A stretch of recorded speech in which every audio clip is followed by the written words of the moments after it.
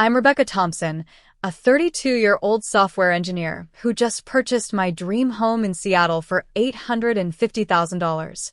After 6 long years of saving every penny while living in a cramped apartment with a roommate, I was beyond excited to host my first housewarming party. That is, until my sister Olivia showed up 3 hours early with our parents and dropped a bombshell. Dad promised this house to me as my wedding gift. My mother Diane nodded in agreement, adding, "It's only fair, Rebecca." I just smiled calmly and said, "Let me get something to show you." Before I dive into what happened next, if you've ever had to defend what's rightfully yours, please like and subscribe and let me know in the comments where you're watching from today. Growing up, I always knew I'd have to make my own way in the world. Unlike my sister Olivia, who seemed to have everything handed to her on a silver platter, I worked for every opportunity one ever got.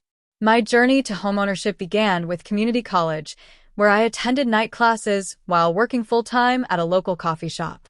I was determined to get my degree without accumulating massive debt, so I applied for every scholarship possible. My efforts paid off when I received a full scholarship to complete my computer science degree at the State University. Throughout college, I juggled multiple jobs. I worked as a barista in the mornings, handled campus IT support in the afternoons, and completed software development internships during summers. Even with scholarships, I still had to take out some student loans, which I'm still paying off today. After graduation, I landed my first job at a tech startup where the hours were brutal, but the experience was invaluable. I often worked 60-hour weeks, learning everything I could about software engineering while my peers were enjoying their 20s. After 3 years at the startup, I leveraged my experience to secure a senior engineer position at a major tech company with better pay and benefits. That's when I began my serious saving plan for a house. I created an elaborate spreadsheet tracking every dollar I earned and spent. For 6 years, I lived in a tiny apartment with a roommate, Patricia, who thankfully was as frugal as I was. We split all expenses down to the penny. My sacrifices were numerous and deliberate. No vacations while my friends posted Instagram photos from Europe and Asia. My wardrobe consisted of basics that I wore until they fell apart. I meal prepped every Sunday without fail, bringing lunch to work daily instead of joining colleagues at restaurants. Weekends weren't for partying, but for my side hustle developing apps for small businesses, which brought in extra income that went straight into my house fund. After 6 years of this disciplined lifestyle, I had finally saved enough for a substantial down payment. Working with my realtor, Sarah Fletcher, I spent 8 grueling months viewing 37 different properties across Seattle. The market was competitive, and several times I made offers only to be outbid. Finally, I found the one. A charming 1930s craftsman with 3 bedrooms, original hardwood floors, and a backyard garden in a neighborhood with great walkability. The asking price was $825,000, but a bidding war pushed it to $850,000, stretching my budget to its absolute limit. I emptied my entire savings account for the down payment of $170,000. Getting approved for the mortgage as a single woman wasn't easy either, despite my excellent credit score and stable employment. The loan officer, Michael Barrett, asked repeatedly if there was anyone else on the application, as if I couldn't possibly afford this on my own. Closing day was one of the most emotional moments of my life. When Sarah handed me the keys, I actually cried. 6 years of sacrifice had finally paid off. The house needed some work, particularly the outdated kitchen with its laminate countertops and aging appliances, but it was mine. I immediately began planning renovations within my limited remaining budget. As for my family, well, that's where things get complicated. My father Thomas works in pharmaceutical sales, and my mother Diane has been a homemaker since Olivia was born. Olivia, 29, is an elementary school teacher who recently got engaged to James Wilson, a physical therapist. The favoritism toward Olivia began early. For high school graduation, she received a brand new car, while I got a used laptop for college. When I made Dean's List, my parents responded with a quick, "That's nice," but when Olivia got a small part in a community theater production, they attended every performance and threw her a party. They even missed my college graduation because it conflicted with Olivia's weekend trip to the beach. Resources in our family were always directed primarily toward Olivia's wants and needs. My parents helped with her rent throughout college, paid for her study abroad semester in Spain, and covered her student loans entirely. Meanwhile, I worked multiple jobs to cover my own expenses. After years of feeling like a second-class family member, I started therapy with Dr. Helen Garcia, who helped me recognize the patterns of favoritism and how they affected my self-worth. Through therapy, I learned to set boundaries while still maintaining family relationships. Those relationships settled into a predictable pattern. Weekly Sunday dinners at my parents' house where Olivia dominated the conversation, obligatory holiday gatherings where I often felt like an outsider, and occasional text messages asking if I could help with something computer-related. When Olivia got engaged to James 6 months ago, my parents were ecstatic. Olivia immediately began planning an elaborate wedding with a guest list of 250 people at an exclusive venue overlooking the Puget Sound. Her dress alone cost more than my first car. Every family dinner since had revolved around wedding plans, with my mother and Olivia discussing flower arrangements and seating charts while my father nodded approvingly. So when I finally achieved my dream of homeownership, I was excited to have something to celebrate that was all mine. I planned my housewarming party meticulously, wanting everything to be perfect.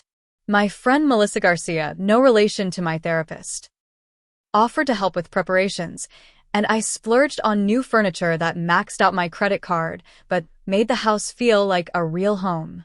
I sent text invitations to family and friends, including my parents and Olivia. Their responses were tellingly lukewarm. My mother replied with, "We'll try to make it," while my father didn't respond at all. Olivia sent a brief congrats and asked if James was invited too. The contrast between their reactions to my milestone and their excitement about Olivia's engagement wasn't lost on me, but I tried not to let it dampen my spirits. The night before the housewarming, I was too excited to sleep. I kept walking through the rooms, straightening picture frames and fluffing pillows, hardly believing this beautiful space was really mine. After years of sacrifice, I had something tangible to show for it. I had no idea that in less than 24 hours, my achievement would be challenged by the people who should have been proudest of me. The morning of my housewarming party dawned bright and clear, a rarity for Seattle in April. I was up at 6 a.m., too excited to sleep any longer. I spent the early hours preparing food for my guests, a charcuterie board with artisanal cheeses from Pike Place Market, my famous spinach artichoke dip, and mini quiches that I'd learned to make during a rare splurge on a cooking class last year. By 10 a.m., I was arranging furniture to create conversation areas in the living room. I positioned the new sectional sofa, a splurge from Crate and Barrel that I'd been eyeing for years, to face the original brick fireplace. I placed trays of appetizers strategically around the room and set up a drink station on the antique sideboard I'd rescued from a thrift store and refinished myself. My friend Melissa arrived around noon with flowers and a bottle of champagne. "This place looks amazing, Rebecca," she said, admiring the hardwood floors I'd spent the previous weekend polishing. "You've worked so hard for this. I'm so proud of you." Her words meant more than she knew. Someone was finally acknowledging the years of sacrifice and discipline it had taken to reach this milestone.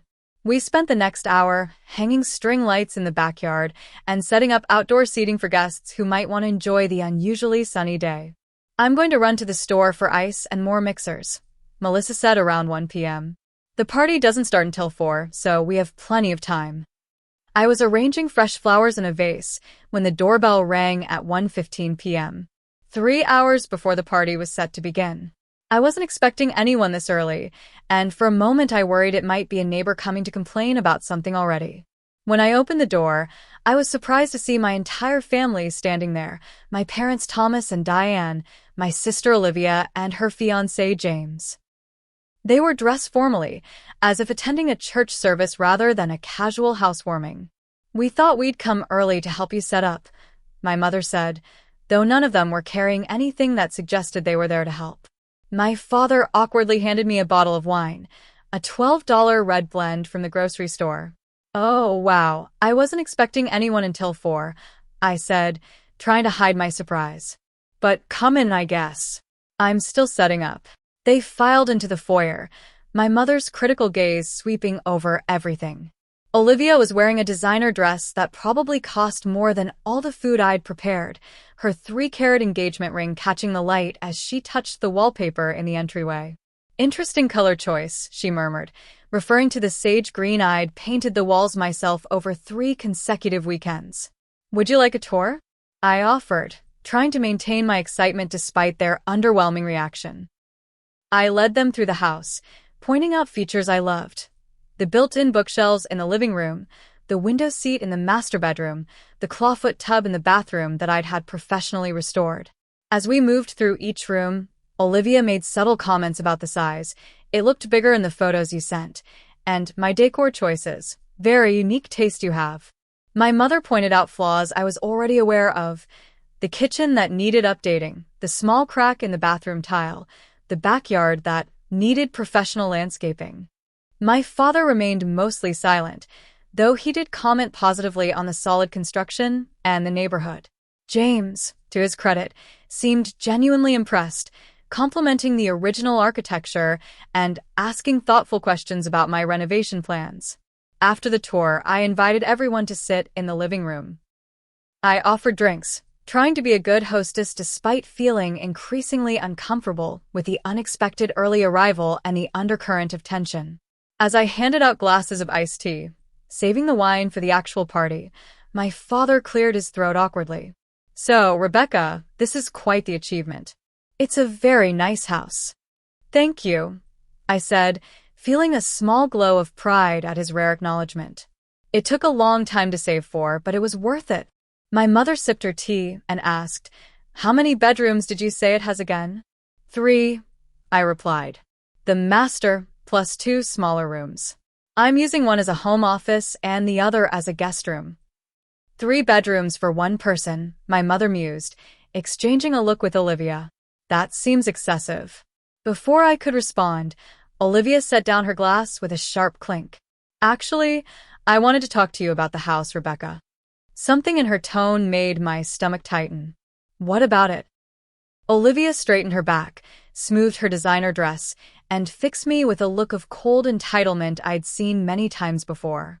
"Dad promised this house to me as my wedding gift. I've been waiting for the right moment to bring it up, but since we're all here now." I blinked, certain I'd misheard. "What?" "This house," Olivia repeated slowly, as if speaking to one of her kindergarten students. "Dad promised it would be my wedding gift. James and I have been planning to move in after our honeymoon." I looked at my father, expecting him to immediately correct this absurd claim, but he was staring intently at his hands, avoiding eye contact. My mother nodded supportively at Olivia. "It's only fair, Rebecca. Your sister is getting married. She needs a home to start her family." I felt like I'd stepped into some alternate reality. "But I bought this house. With my money. After saving for 6 years. Olivia's eyes narrowed. "Dad said he would help us with housing after the wedding. This is perfect. It's exactly what we've been looking for." "I don't understand," I said, looking between my sister and parents. "Are you suggesting I give you my house? The house I just purchased? As a wedding gift?" "Don't be so selfish," my mother scolded. "Family helps family. Olivia needs this more than you do." Tears welled in Olivia's eyes, a tactic I'd seen her deploy countless times when she wasn't getting her way. "We've already started planning where our furniture would go. I've been pinning ideas for the nursery. This is going to ruin everything." I felt like I'd been punched in the stomach. My dream home, the result of years of hard work and sacrifice, was being claimed as if it were a borrowed sweater. And my parents were supporting this delusion. James shifted uncomfortably beside Olivia, looking like he wanted to be anywhere else. I noticed he wasn't backing up my sister's claim, which gave me a sliver of hope that at least one person in the room recognized how outrageous this was. "Olivia," I said carefully, "I think there's been a misunderstanding. This is my house. I spent years saving for it. I signed the mortgage. My name is on the deed." "Dad promised," Olivia insisted, her voice rising. "Tell her Dad." All eyes turned to my father, who finally looked up, his expression pained. "I may have mentioned helping both girls someday," he said vaguely. "You specifically said you'd help us find a house after the wedding," Olivia countered. "And now Rebecca has this huge house all to herself. It makes perfect sense for us to have it instead." I couldn't believe what I was hearing. The audacity of the claim, the entitlement behind it, and the fact that my parents were actually entertaining this idea instead of shutting it down immediately left me speechless. Melissa would be returning soon with the ice and mixers. Other guests would start arriving in a few hours. My perfect housewarming was quickly turning into a nightmare, and I had no idea how to regain control of the situation. "Dad," I said, turning directly to my father, "did you promise Olivia this specific house? The one I just purchased with my own money?" My father shifted uncomfortably in his seat. "I told both of you girls I'd help you someday when I could. I may have mentioned to Olivia that we'd help with housing after the wedding, but I never specified this house. How could I? I didn't know you were buying it until after you closed." My mother interjected sharply. "Thomas, you know very well what you promised. You said you'd help Olivia and James find their first home. Rebecca doesn't need a house this size. She's single with no children. It makes perfect sense." "I remember that conversation," I said, memories flooding back. "It was at Thanksgiving dinner 3 years ago. Dad said he hoped to help both of us with housing someday when his retirement was more secure. He never promised anyone a specific house, and certainly not my house that I purchased myself." "That's not how I remember it," Olivia snapped, tears still glistening in her eyes. "Dad specifically said he would make sure we had a proper family home after the wedding. We've been counting on it."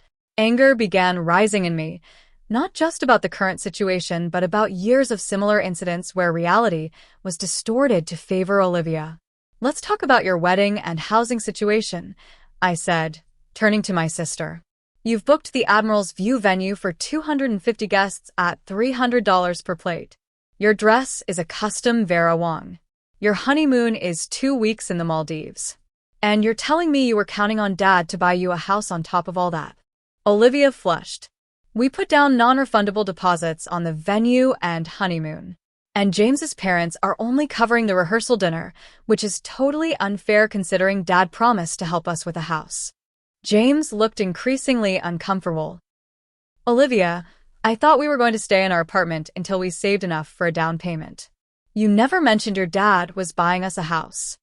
"Not just any house," my mother clarified, as if this made the situation more reasonable. "But now that Rebecca has this one, it would be perfect for them. 3 bedrooms for when they start a family." I took a deep breath, trying to process the level of entitlement I was witnessing. "Let me get this straight. You assumed Dad would buy you a house, something he never explicitly promised, and now that I've purchased my own home with my own money, you think I should just give it to you as a wedding present?" "You don't understand how hard wedding planning is," Olivia said defensively. "We need to know where we'll live after the honeymoon.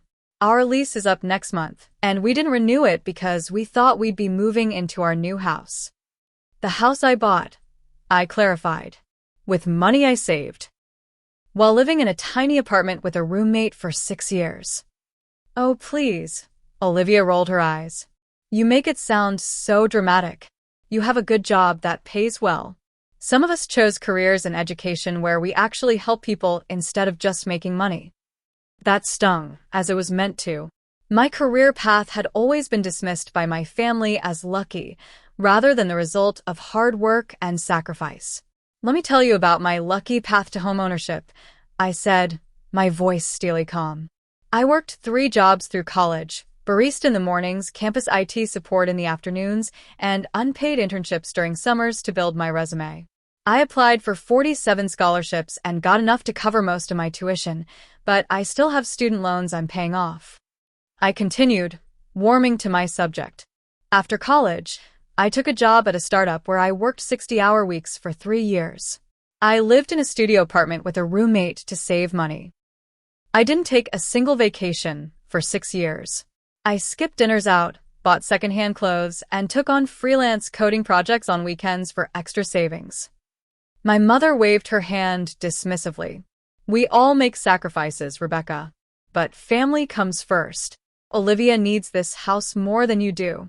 I created a spreadsheet. I continued, ignoring her interruption. Every single dollar I earned and saved was tracked. It took me 4 years just to save the first $100,000. Then 2 more years for the rest of the down payment. I emptied my entire savings account for this house. And that's very impressive, my father said, looking genuinely proud for a moment before my mother shot him a glare. But Olivia and James are starting a family. Wouldn't you want to help your sister? The implication that my life as a single woman was somehow less valuable or important than my sister's life as a soon-to-be married woman was infuriating. If you want to help Olivia and James, why don't you help them with a down payment on their own house? I asked. Why should I give up mine? Because you're being selfish, my mother stated flatly. Family helps family. Funny how that principle only applies when I'm the one expected to make sacrifices, I replied. Where was family helps family when I needed help with college tuition? Or when I needed a cosigner for my first apartment? Or when I had emergency appendix surgery and could barely afford the deductible?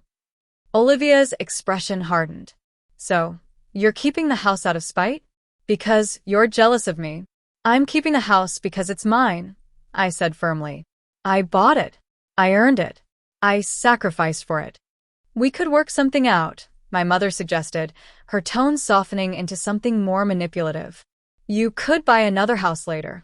When you eventually get married, you'll need a different house anyway. The assumption that my life was on hold until some hypothetical future marriage was another familiar insult.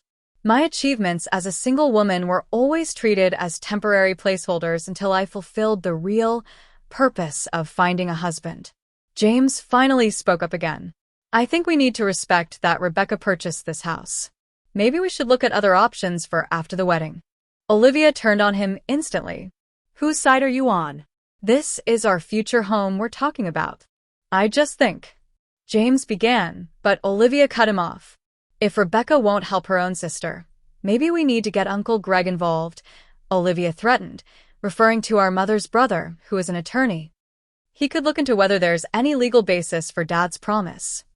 The situation was escalating from unreasonable to potentially hostile. I could see that this wasn't just a misunderstanding. My sister genuinely believed she was entitled to my house, and my parents, or at least my mother, were encouraging this delusion. The realization hit me like a ton of bricks. This was never going to be resolved through reasonable discussion. I needed to take a different approach. Let me be very clear, Olivia said, her voice taking on the tone she probably used with misbehaving kindergartners. If you don't help us with this house, you're choosing property over family. Is that really the kind of person you want to be? Think about what this will do to our relationship. My mother nodded in agreement. Your sister has always been there for you. This is your chance to be there for her. I almost laughed at the absurdity of that statement. When had Olivia ever been there for me? When she borrowed my car in college and returned it with an empty tank and a dent. When she told my boyfriend at the time that I had commitment issues, contributing to our breakup. When she scheduled her engagement party on the same weekend as my company's award ceremony, where I was being recognized for a major achievement. My father, looking increasingly uncomfortable with the direction of the conversation, finally spoke up. Maybe we should discuss this another time. Rebecca has her party soon. No, my mother said firmly. We need to resolve this now. Perhaps we could work out a payment plan. Rebecca could sell the house to Olivia and James for what she paid for it, and we could help with the down payment. James looked alarmed. We don't have money for a down payment. We spent our savings on the wedding. That's why we'd help, my mother explained patiently. And Rebecca would accept payments instead of requiring a mortgage. They were now discussing the financial details of taking my house, as if I had already agreed to give it up. The conversation had moved from outrageous to surreal. Something shifted inside me. A lifetime of accommodating my family's favoritism, of accepting less than I deserved, of swallowing my feelings to keep the peace. It all crystallized into a moment of perfect clarity. I was done. Excuse me for a moment, I said, standing up. I need to get something. I walked calmly to my home office. the smaller of the two spare bedrooms that I had set up with a desk and bookshelf. From the bottom drawer of the desk, I retrieved a fireproof document box where I kept all my important papers. Inside was a leather portfolio containing every document related to my home purchase. I'd always been meticulously organized, especially with financial matters. Every receipt, every contract, every piece of correspondence related to buying this house was carefully preserved in chronological order. It was a habit born from necessity. Being self-reliant meant being prepared for anything. As I gathered the portfolio, I mentally inventoried its contents. Everything I needed was there. The truth, documented and undeniable. A strange calm came over me as I realized I had the power to end this ridiculous situation once and for all. I returned to the living room, where Olivia was now telling James about which room would make the best nursery once we redecorate.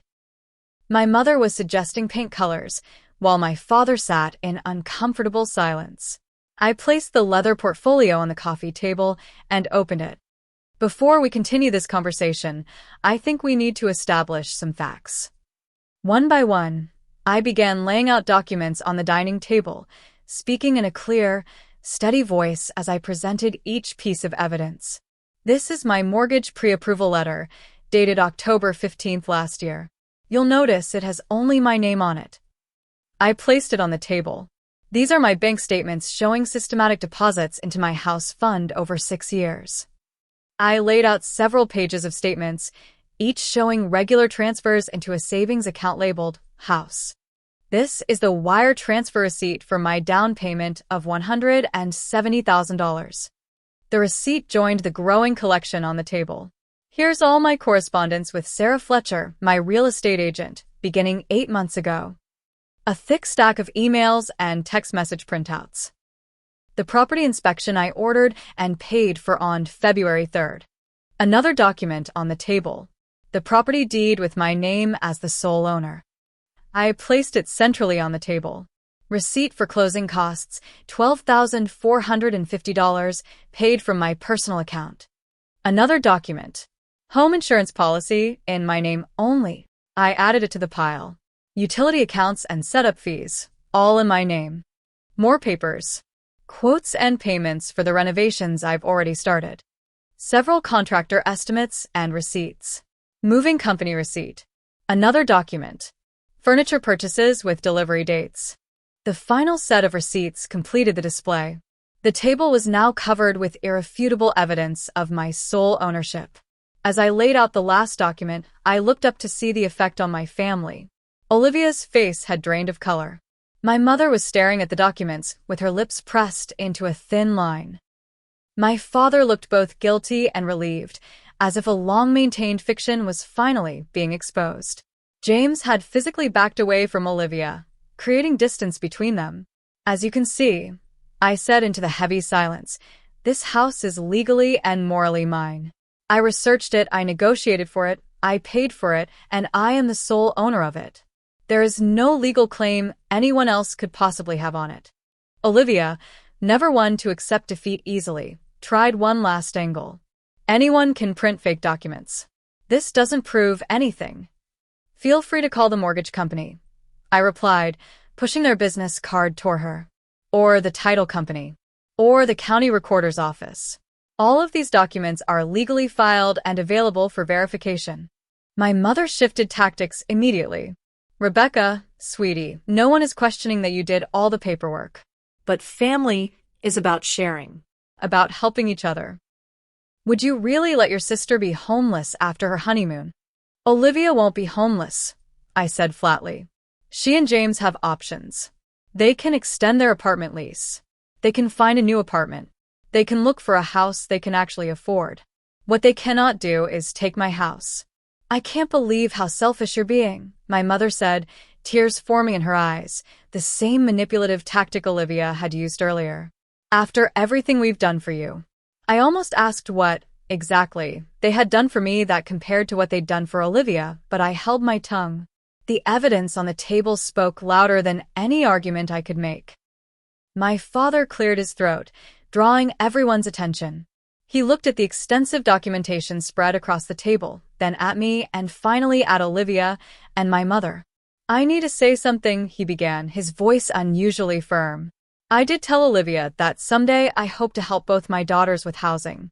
That was a general statement about my hopes as a father, not a specific promise about a specific house." My mother turned to him, betrayal evident in her expression. "Thomas, what are you saying?" "I'm saying that I never promised Olivia this house. How could I? I didn't even know Rebecca was buying it until after she closed on it." He turned to me. "When you told us you'd purchased a house, I was surprised but incredibly proud.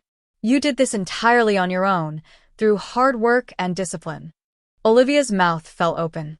"But Dad, you promised to help us with a house after the wedding. You specifically said." "I said I would try to help both my daughters when I could," my father interrupted. "I never promised to buy either of you a house outright. The truth is, your mother and I don't have that kind of money. My retirement isn't as secure as you think, and the wedding expenses have already stretched us thin." My mother's face flushed with anger. "I can't believe you're taking Rebecca's side again." "Again?" I repeated. "When has he ever taken my side?" "Oh, please," my mother scoffed. "He's always been impressed by your career success, your independence. He brags about you to his friends while I'm left defending Olivia's choices." This was news to me. In my experience, my achievements had always been minimized in favor of celebrating Olivia's smallest accomplishments. "That's because Rebecca never needed defending," my father said quietly. "She's always been self-sufficient, while we've enabled Olivia to depend on us for everything." The truth was finally coming out. My mother's jealousy of my career success, my father's conflict avoidance that had enabled years of favoritism, and the unhealthy family dynamics that had shaped our relationships. James was witnessing all of this, his expression growing more concerned by the minute. I wondered what he was learning about his future in-laws, and whether it would affect his decision to join our family. Olivia, seeing her position weakening, abruptly shifted tactics. Her expression crumpled, and she began to sob, not the delicate tears of before, but loud, gasping sobs. "My wedding is ruined," she cried. "Everything is falling apart. We have nowhere to live after the honeymoon. We'll be homeless because my own sister is too selfish to help us." My mother immediately moved to comfort her, putting an arm around her shoulders. "It's okay, sweetie. We'll figure something out." James finally spoke up. "We won't be homeless, Olivia. We can renew our lease. I already talked to the landlord about the possibility last week because I wasn't sure about our housing plans." Olivia looked at him in shock. "You did what?" "Without telling me." "I was trying to be practical," James defended himself. "You kept saying your dad would handle everything, but I never heard any specifics." "You're supposed to be on my side," Olivia hissed. "I am on your side," James replied. "But I'm also on the side of reality. Rebecca owns this house. She bought it with her own money. We can't just take it from her."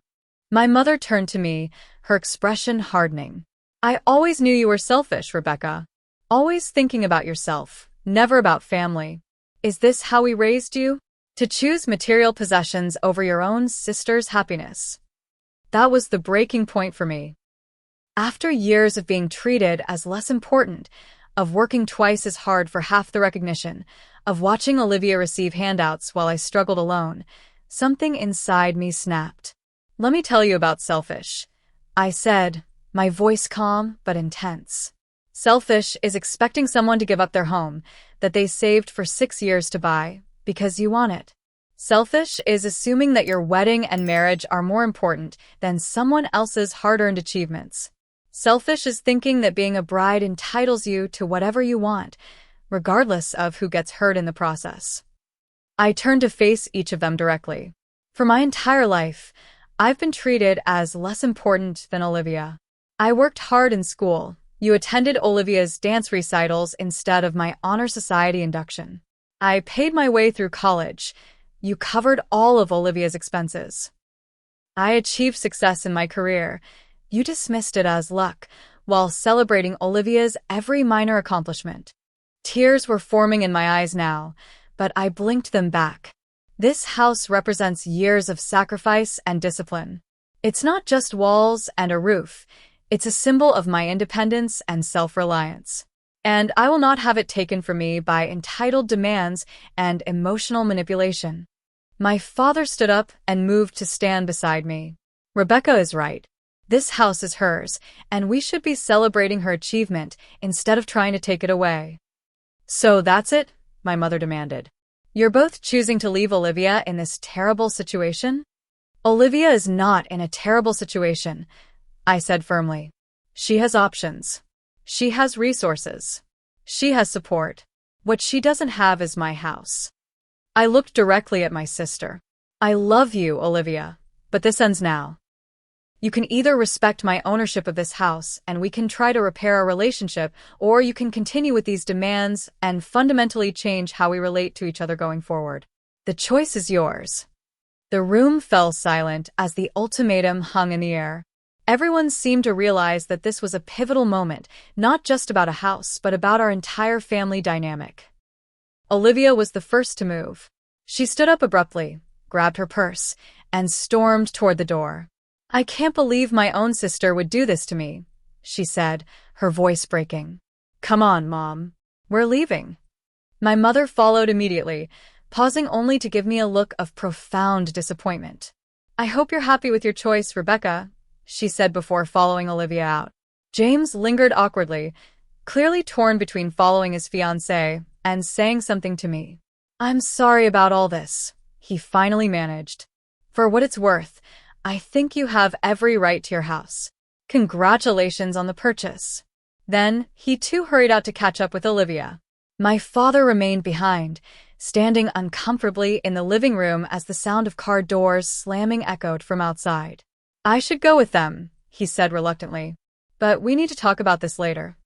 I nodded, too emotionally drained to argue. After he left, I sank onto my new sofa and stared at the documents still spread across the dining table. My perfect housewarming party was ruined before it even began. When Melissa returned with the ice and mixers, she found me in this state. What happened? She asked, alarmed by my expression. I gave her the abbreviated version of events. Her eyes widened in disbelief. They expected you to give them your house as a wedding gift? That's insane. Welcome to my family, I said with a bitter laugh. We decided to cancel the housewarming. Melissa helped me contact the guests while I packed away the food and took down the decorations. The beautiful home I had been so excited to show off now felt tainted by the confrontation. Later that evening, after Melissa had gone home, my father returned alone. We sat on the back porch with glasses of the wine he had brought earlier. I owe you an explanation, he began, and an apology. He explained that the favoritism toward Olivia hadn't been a deliberate choice but a pattern that developed over time. My mother had always found it easier to connect with Olivia, who was emotionally expressive and traditionally feminine. My logical, independent nature reminded my mother of her own mother, with whom she'd had a difficult relationship. That's no excuse, he admitted. I should have intervened years ago. Instead, I avoided conflict and let the pattern continue. I'm sorry, Rebecca. He also revealed that he'd been proud of my achievements, but had downplayed his praise around my mother and Olivia to avoid creating tension. His conflict avoidance had ultimately made everything worse. We need family therapy, I suggested. All of us. If we're ever going to have healthy relationships. He agreed, though we both knew convincing my mother and Olivia would be an uphill battle. As he prepared to leave, he hugged me tightly. I am so proud of you, he whispered. This house is a testament to your character and determination. Don't let anyone take that away from you. His words meant more than he could know, but they also highlighted how rare such validation had been throughout my life. The next morning, I called Andrew Peterson, a lawyer recommended by a colleague. I explained the situation and asked about legally protecting myself. Based on what you've told me, there's no legitimate claim on your property, he assured me. But given the family dynamics, let's draft a formal letter clarifying your sole ownership to prevent any future misunderstandings. I also arranged for a security system installation after receiving concerning text messages from Olivia suggesting she might still have plans for her house. The technician, Brandon Lewis, recommended additional outdoor cameras given the situation. "Better safe than sorry," he said as he installed the system. Family disputes over property can get messy. The fallout extended beyond my immediate family. My mother's sister, Aunt Patricia, called to understand what had happened. To my surprise, she was supportive of me. "Your mother has always favored Olivia," she said bluntly. "It wasn't fair to you then, and it's not fair to you now. Stand your ground, Rebecca." My cousin Stephanie invited me to lunch, expressing similar support. "What they asked of you was completely unreasonable," she said over salads at our favorite restaurant. "Don't let them make you feel guilty for saying no." Other extended family members took sides. Some thought I should have helped Olivia, while others were shocked by the entitlement of the demand. Sunday family dinners went on without me. My father occasionally visited alone, bringing updates on family news and continuing to apologize for his role in the dysfunction. My mother maintained her cold shoulder, sending formal text messages only when absolutely necessary. Olivia and James found a smaller apartment to rent after their honeymoon, a fact I learned from my father rather than directly from them. Weeks later, an elaborate invitation arrived for Olivia's engagement party. A handwritten note was included. "I still think you're being selfish, but you're my sister. Come if you want. Olivia." Not exactly warm, but a small opening. I received a text from James the same day. "I'm sorry about everything that happened. Olivia is still upset, but I'm working on helping her see reason. I hope you can come to the engagement party." Meanwhile, I threw myself into making my house truly mine. The kitchen renovation became a form of therapy. I selected new countertops, cabinets, and appliances, finding satisfaction in each decision that reflected my taste and needs. My friend Melissa came over for a weekend painting project, helping me transform the master bedroom into a peaceful retreat with soft blue walls and white trim. "This is your sanctuary," she said as we admired our work. "You earned every square inch of it." I planted a garden in the backyard, each seedling representing a new beginning. The act of putting down roots, both literally and figuratively, helped me process the trauma of the confrontation. Therapy sessions with Dr. Garcia intensified as I worked through setting clear boundaries with my family. "You're not being selfish by protecting what's yours," she reminded me. "You're establishing healthy limits after years of imbalance." 6 weeks after the confrontation, I agreed to meet Olivia for coffee at a neutral location. The conversation was strained, with long silences and careful word choices. "I still don't understand why you couldn't help us," she said at one point. "But James thinks I need to accept that this is your house." It wasn't an apology, but it was an acknowledgement of reality. I considered it progress. "I hope you find a place that's perfect for you and James," I replied, choosing my words carefully. "Something that's uniquely yours, the way this house is mine." She nodded stiffly, and we moved on to safer topics. It wasn't the warm sister relationship I had always wanted, but it was a beginning. My mother proved more resistant to reconciliation. At a family birthday celebration for a cousin, she greeted me politely but maintained emotional distance. "I see you're still enjoying your big empty house," she said as her only direct comment to me. Rather than engaging with the barb, I simply replied, "Yes, I am. It's everything I worked for." Setting boundaries meant not taking the bait for unproductive arguments.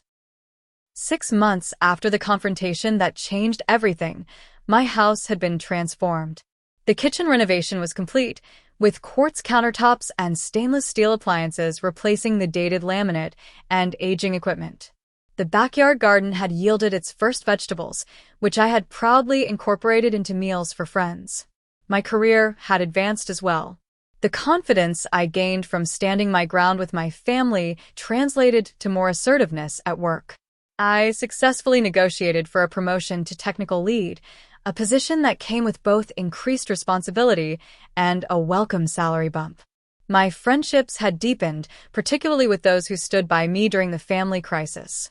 Melissa and I had a standing Sunday brunch date, alternating between my dining room and local cafes. My network of supportive people expanded to include colleagues like Jennifer Wallace, who had gone through similar family boundary issues, and neighbors like David Chen, with whom I was cautiously beginning a dating relationship after several months of friendly conversations about our shared interest in gardening. Family relationships continued to evolve at their own pace. Olivia's wedding plans proceeded, though at a scaled-back venue with 150 guests instead of the original 250. My father called weekly, and we had established a tradition of Saturday morning coffee at a bakery halfway between our homes. My mother maintained her emotional distance, but had stopped making pointed comments about my house. We had reached a détente of basic politeness, which Dr. Garcia assured me was a reasonable outcome given the circumstances. The wedding itself was a test of our new boundaries. I attended the ceremony and reception, bringing a generous but not extravagant gift. Olivia and I shared a brief but genuine moment during the reception when she sought me out to thank me for coming. "Your dress looks beautiful on you," she said, surprising me with a compliment. "Thanks," I replied. "The ceremony was lovely. I'm happy for you and James."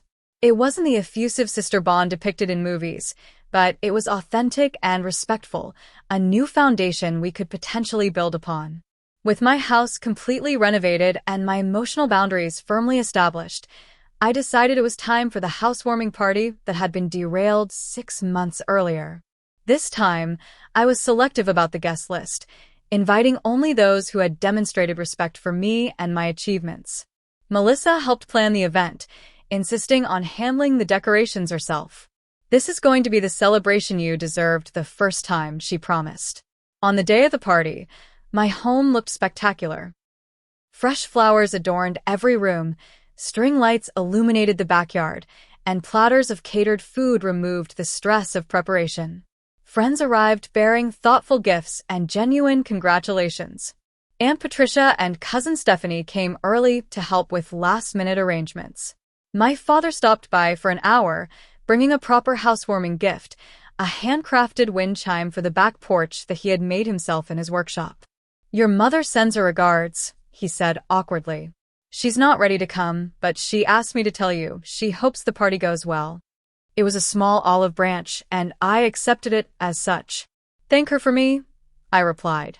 As the party reached its peak, Melissa clinked her glass to make a toast.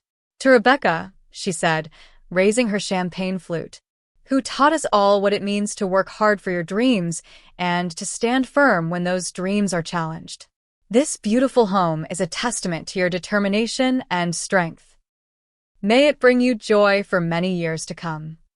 The guests raised their glasses in agreement, and I felt a surge of emotion. This was what the first housewarming should have been, a celebration of achievement surrounded by people who genuinely supported me. Later, as guests enjoyed dessert in the backyard, I took a moment to stand alone in my living room, taking in the scene. Photos of the party would capture genuine joy instead of tension. The house finally felt like the home it was meant to be, my sanctuary, earned through years of discipline and protected by newfound strength. The experience had taught me valuable lessons about ownership that extended beyond property. I now understood that owning my life choices meant sometimes disappointing others to remain true to myself. I recognized patterns of enabling and entitlement that had shaped our family dynamic for decades. Most importantly, I had broken a cycle of dysfunction by refusing to sacrifice my needs to maintain an unhealthy status quo. Standing up for myself wasn't selfish. It was necessary for my well-being and, ultimately, for more authentic family relationships. Through therapy and reflection, I had gained a deeper appreciation for my hard-earned achievements. When my friend Jennifer faced a similar situation with her brother claiming family resources, I was able to support her with wisdom gained from experience. As the party wound down and guests began to leave, David lingered to help with cleanup. Our conversations had been growing deeper, and I found myself open to possibilities I had previously been too busy or cautious to explore. "I'm proud of you," he said as we washed dishes side by side. "Not just for the house, but for how you've handled everything that came with it." His words reflected what I had come to understand about myself. Resilience isn't just about enduring hardship, but about emerging stronger and more authentic. Looking around my kitchen and my house, earned through my hard work, I felt a profound sense of peace. The journey to homeownership had been more complicated than I ever anticipated, but it had led to growth I never expected. What do you think about family expectations versus personal boundaries? Have you ever had to stand up for something that was rightfully yours? I'd love to hear your stories in the comments below. If this resonated with you, please like, subscribe, and share with someone who might need to hear this message of standing firm in their truth. Thank you for joining me on this journey, and remember, the home you build for yourself, both literally and figuratively, is worth protecting.